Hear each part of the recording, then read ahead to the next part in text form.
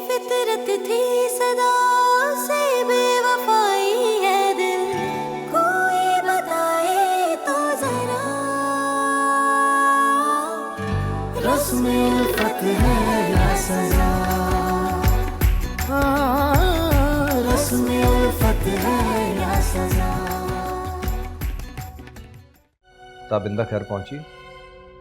क्यों, मैं उसकी सेक्रेटरी लगी हूँ जो मुझे कॉल करके पूछ रहे हैं? या मैं उसके इंतजार में पलके बिछा के बैठी हुई थी? जो आपको राज़ो नियाज की बातें करनी है ना, खुद ही फोन करके पूछ ले उससे।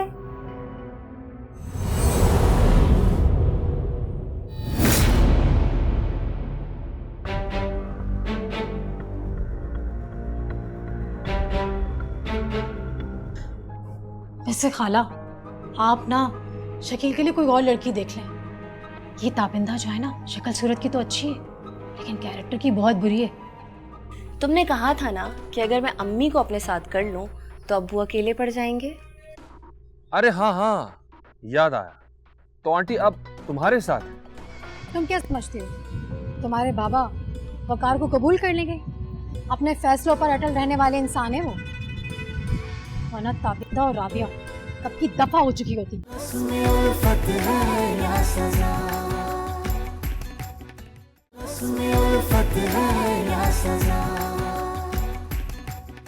वरना तो ये बेचारा बेचैन होता रहेगा। क्यों तंग कर रही हो तुम इसको? हाँ विक्की, तुम यहाँ क्या कर रहे हो?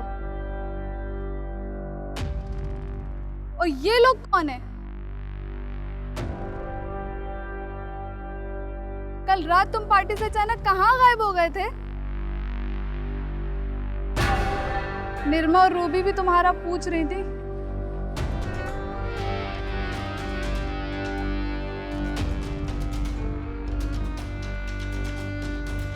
ओह सॉरी विक्की, लगता है मैंने गलत टाइम पे एंट्री मारी है।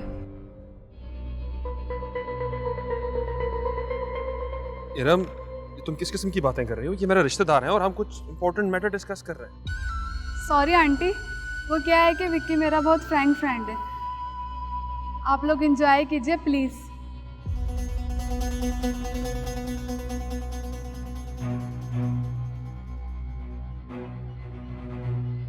आंटी, इरम मेरी बचपन की दोस्त है, हमारे फैमिली टर्म्स भी हैं। तुम इसके रिजल्ट की बात कर रही थी ना? इसका रिजल्ट उस लड़की ने अनाउंस कर दिया है। मिस्टर वकार, आपका रिजल्ट 0 है। जिस लड़के की लड़कियों के साथ बेबाक दोस्तियां हो, मैं रिजेक्ट करती हूं उसे। चलो नवीन, चलो। इरम की बच्ची को भी अभी टपकना था।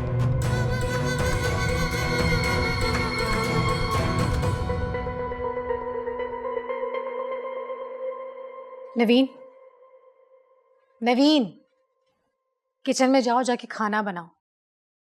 ताबिंदा सुबह से पता नहीं कहाँ दफा हो गई है आवारागर्दी करने के लिए, अभी तक आई नहीं है।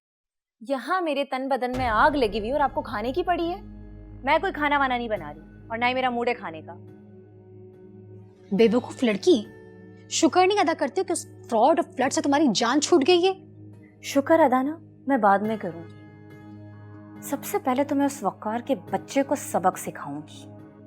नवीन, खबरदार जो तुमने ऐसा कुछ किया, वरना वो समझेगा तो तुम उसे भाव दे रही हो और उसे अभी तक भूल नहीं सकी हो। देखो, एक बात कान खोल के सुन लो, मैंने उसे रिजेक्ट कर दिया है, उसका अब जिक्र भी नहीं करना मेरे सामने। सब समझ लो, इसका मतलब आपका और अब्बू का मकसद एक ही हो गया है ना? नवीन, तुम किस मट्टी की बनी हुई हो?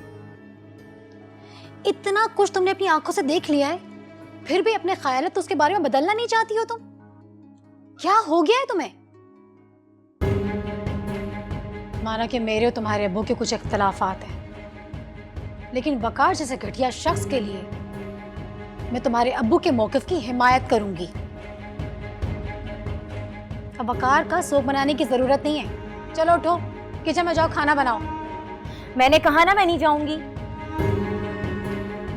ठीक है, तुम मत जाओ, मैं ही चली जाती हूँ। तुम यहाँ बैठकर अपने बेवकूफियों की आग में जलती रहना।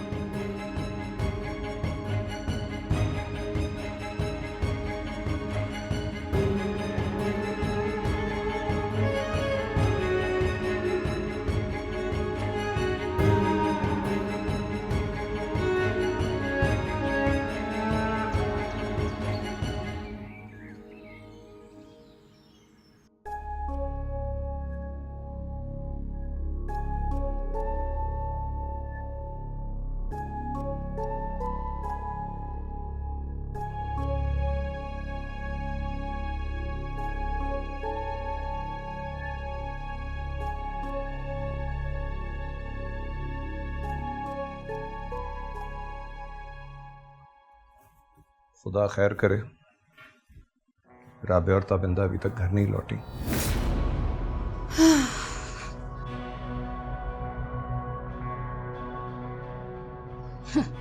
जैसी माँ वैसी बेटी। तुम फजूल बातें करना बंद नहीं करोगी?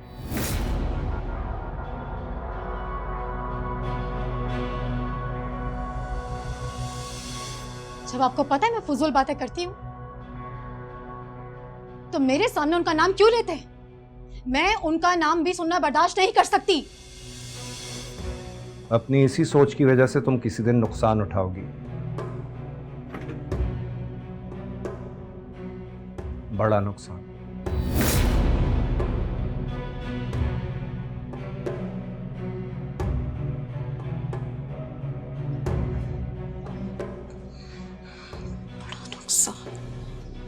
पहले मेरा कम नुकसान हुआ बा।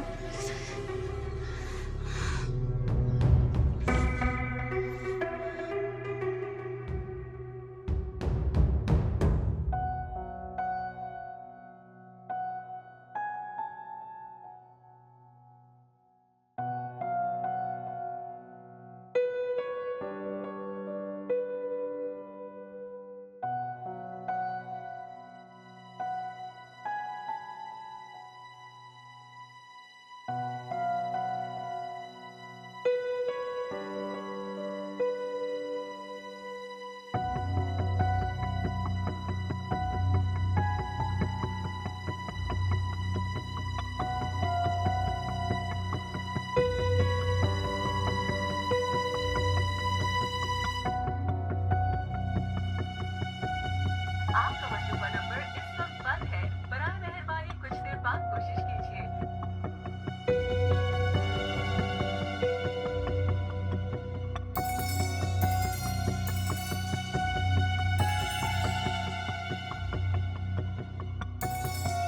आपका मशरूबा नंबर इस वक्त बंद है। बराए मेहरबानी कुछ देर बाद कोशिश कीजिए।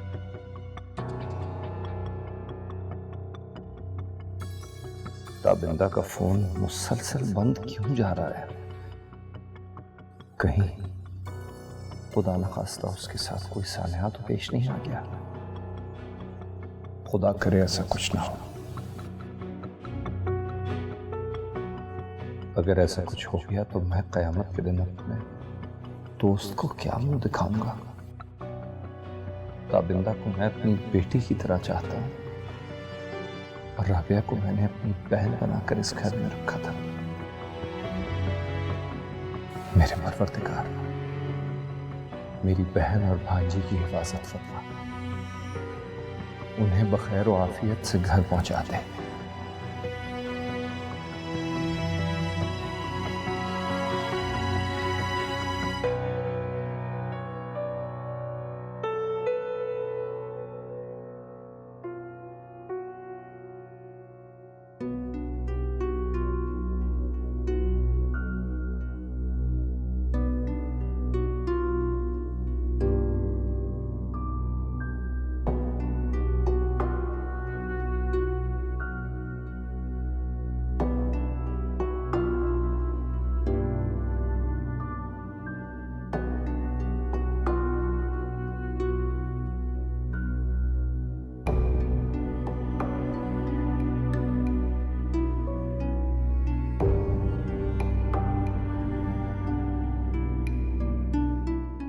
अरे इतना अरसा कोई जानवर भी किसी के घर में पलता तो उससे भी इंसान प्यार करने लग जाता है। मानूस हो जाता है उससे, लेकिन मोहब्बत तो दरकिनार, तुम्हारे दिल में जरा सा नर्म गोशा भी नहीं है उन दोनों के लिए। लेकिन अम्मी, आपके दुखड़े ना मैं तब से सुन रही हूँ जब पहली बार अब्बू ताबिंदा और उसकी माँ को इस घर में लाए थे, लेकिन आज तक आपकी दुआई का असर ना अब्बू पे पड़ा और ना ही उन दोनों बेशर्मों पर। भांजी कॉलेज गई है और बहन फैक्ट्री में काम करती हैं, वहीं गई होंगी। बख्तियार साहब, आपका खुद का इतना बड़ा बिजनेस है और आपकी बहन मुलाजमत करती है। रस्म उल्फत है या सजा, रस्म उल्फत है या सजा।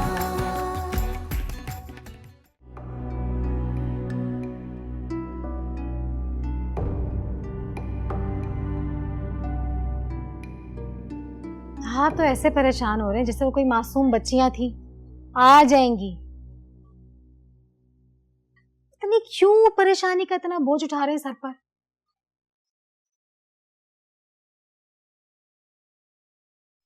तुम्हें मेरी परेशानी बेजा लग रही है?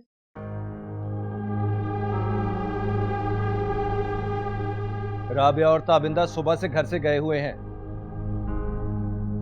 अभी तक वापस नहीं आए, और तुम्हें लगता है कि मैं बिला वजह परेशान हो रहा हूं? हाँ, तो रहिए परेशान। वैसे भी उनका ताल्लुक तो आपसे था, हमारी लिए तो सदा की बिन बुलाए मेहमान थी जिन्हें हमने सर पे बिठाया हुआ था। अफसोस होता है मुझे तुम पे, दुख होता है तुम्हारी हालत देख के।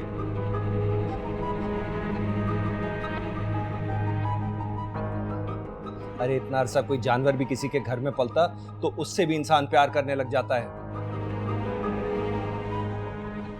मानूस हो जाता है उससे, लेकिन मोहब्बत तो दरकिनार, तुम्हारे दिल में जरा सा नर्म गोशा भी नहीं है उन दोनों के लिए।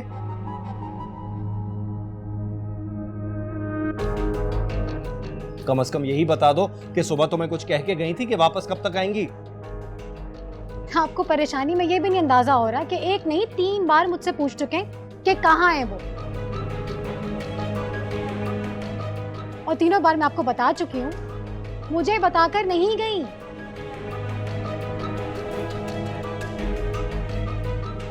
बख्तियार, मुझे तो ये समझ में नहीं आ रहा है कि आप इस सब टेंशन को हमारे सर पर क्यों लाद रहे हैं। तुम्हारी बातों से मुझे यह अंदाजा हो रहा है कि तुम ही ने उनको घर से निकाला है। क्यों फजूल की कयास आराइयां कर रहे?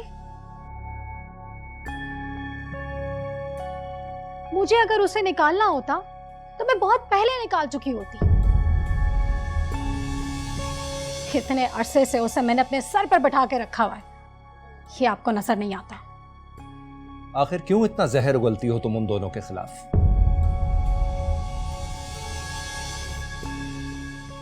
क्या बिगाड़ा है उन्होंने तुम्हारा? क्या कहा है राबिया ने आज तक तुमने?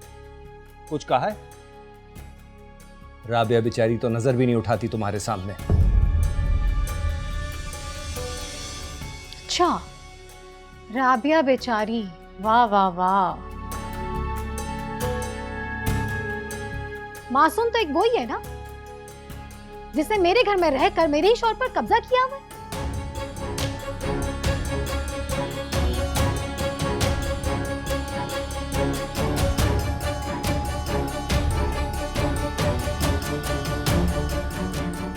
समझ नहीं आता कैसे ये बात बार बार तुम्हें समझाऊं। बच्चे बड़े हो गए हैं हमारे, कम से कम उम्र का ही एहसास कर लो। अब भी तुम्हें यह लगता है कि वो तुम्हारी सौतन है, रकीब है तुम्हारी? राबिया मेरी बहन है,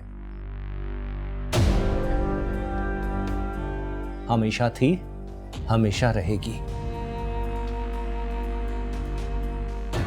तुम्हें जो समझना है, जो सोचना है सोच लो, समझ लो।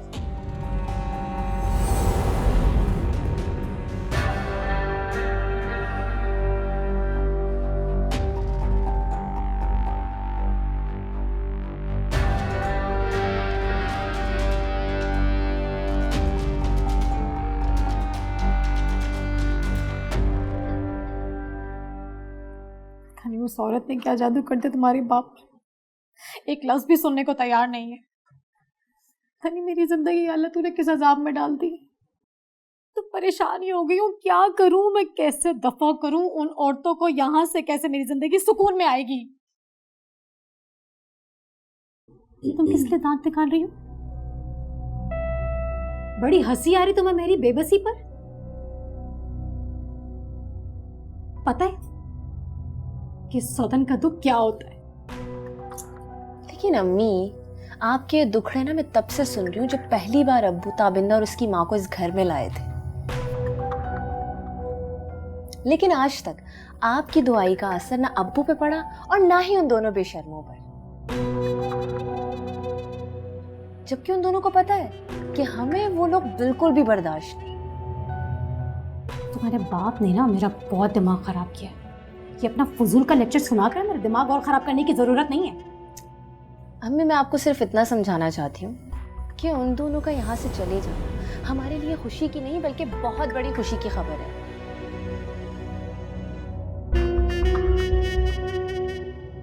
बस आप दुआ करें कि वो लोग यहाँ दोबारा कभी ना आए। कहीं चले जाएं, मर जाए, किसी दारुल ईमान शिफ्ट हो जाए, लेकिन यहाँ ना आए।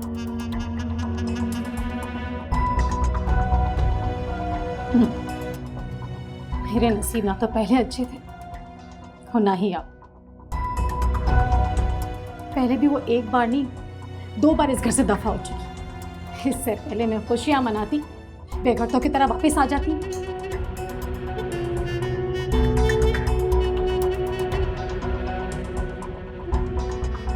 अब तो पता है एक ही हल है उनसे जान छूटने का, किसी गाड़ी के नीचे आकर मर जाए, दफा हो जाए।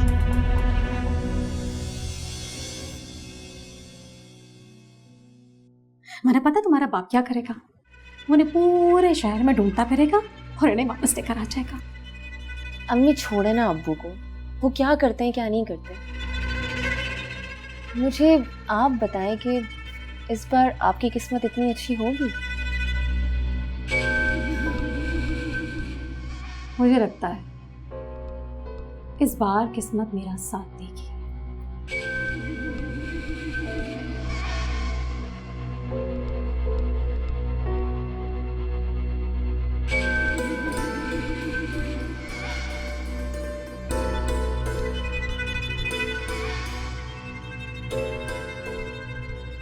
इसका मतलब है मेरा शक बिल्कुल दुरुस्त था।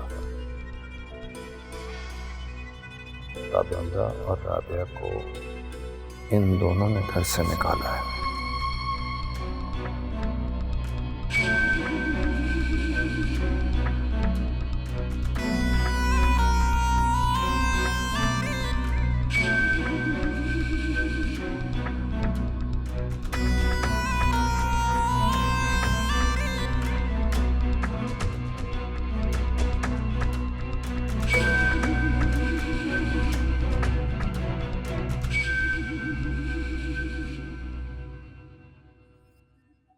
इतनी रात हो गई है, उन दोनों का अब तक पता नहीं है। ताबिंदा का फोन अब भी बंद जा रहा है। समझ में नहीं आता कहां चली गई वो दोनों और कहां जा सकती है। आज तक उन्होंने कभी इतनी देर नहीं लगाई।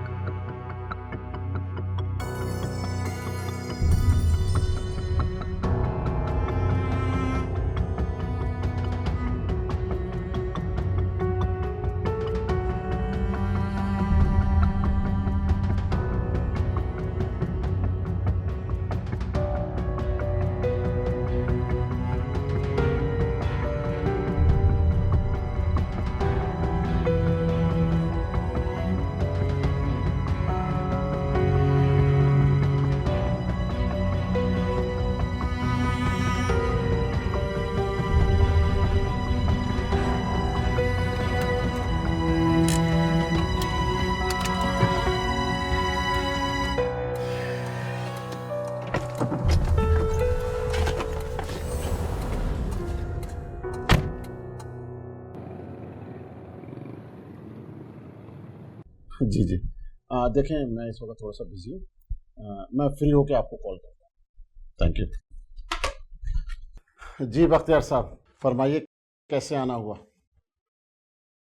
एसएचओ साहब, मेरी बहन और भांजी सुबह घर से निकली थी, अभी तक वापस नहीं आई। ये दोनों साथ घर से निकले? जी। तो किसी को बताया नहीं कि कहाँ जा रहे हैं?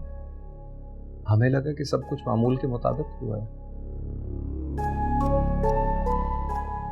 भांजी कॉलेज गई है और बहन फैक्ट्री में काम करती हैं, वहीं गई होंगी। बख्तियार साहब, आपका खुद का इतना बड़ा बिजनेस है और आपकी बहन मुलाजमत करती है? खैर, ये बताइए कि वो आपके साथ रहती हैं? जी हाँ। आपकी सगी बहन है?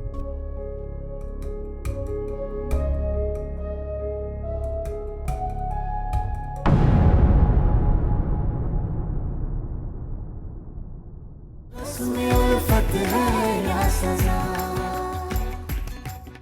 उसमें उल्फत है या सजा। मैं आपकी बीवी हूँ, इस तरह से आपको नहीं देख सकती, तकलीफ होती है मुझे। अगर तुम्हें तकलीफ होती है तो मेरी तकलीफ को भी समझने की कोशिश करो। मेरे दोस्त की बीवी थी वो। आज सालों के बाद चैन की नींद सोई हूँ।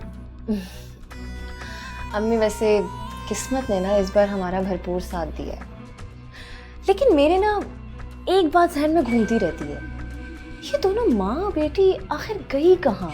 आजकल तुम्हारा मिजाज बहुत खुशगवार हो गया है। तो ये हस्बैंड के लिए खुशी की बात होनी चाहिए ना? हाँ है तो।